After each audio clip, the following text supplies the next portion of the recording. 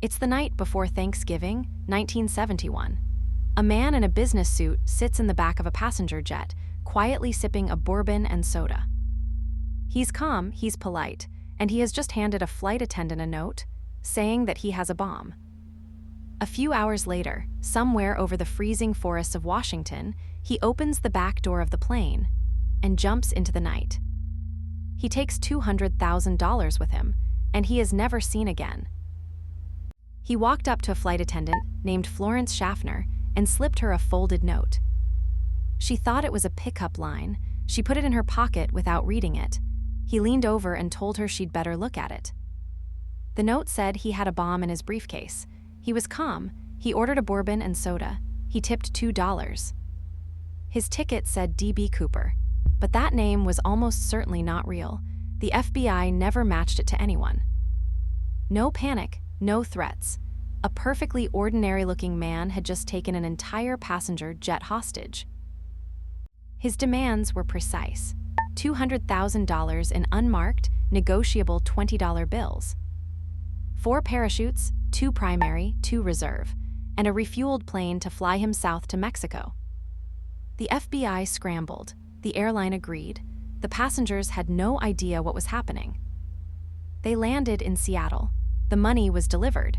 21 passengers and 2 flight attendants walked off the plane. He had just pulled off the first successful commercial airline extortion in history. The plane refueled and took off again. The plane headed south, toward Mexico. Cooper sent the remaining crew to the cockpit and stayed alone in the passenger cabin.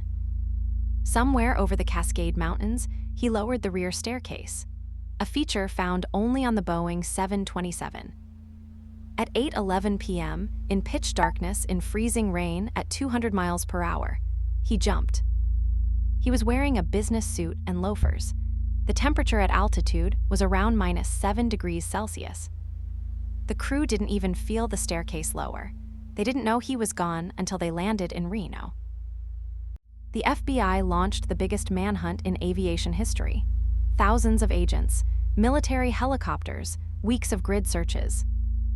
They found nothing: no parachute, no body, no briefcase, no footprints, no trace whatsoever.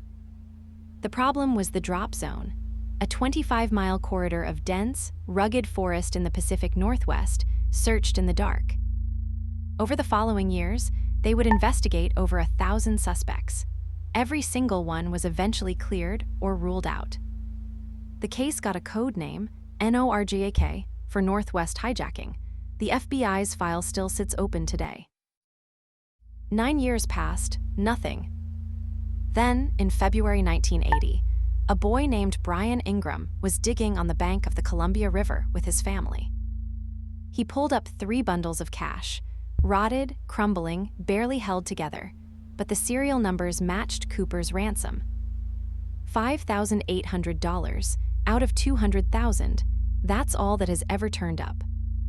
And it raised more questions than it answered. The bills were scattered along the bank, not buried together, which makes no sense for a single drop. Every few years, someone announces they've cracked it: a deathbed confession, a new tip, a long-lost clue. In 2011, a woman named Marla Cooper said her uncle was the hijacker. The FBI investigated, not proven.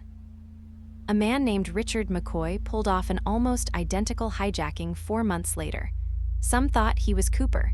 He wasn't. McCoy was in Utah when the jump happened. The FBI's own best theory: he probably didn't survive. The forest, the weather, the loafers. Most agents believe he died on impact. But nobody has ever proved that either, which means, technically, D.B. Cooper is still out there. Here's what makes D.B. Cooper genuinely strange. He wasn't making a statement. He didn't seem angry. He was polite, well-dressed, and completely unremarkable. He left no manifesto, no demands beyond the money. This is the only unsolved case of air piracy in American commercial aviation history, after more than 50 years. After Cooper, the FAA required Boeing to install a lock on the rear staircase of every 727. They called it the Cooper Vane. He also inspired a wave of copycats. 18 hijacking attempts in the following year alone, all trying the same method. But the real lesson isn't about crime. It's about mystery. Some questions don't get resolved. Some people just disappear.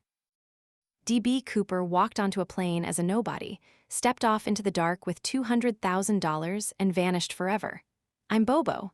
If that haunts you even a little, subscribe. There's plenty more.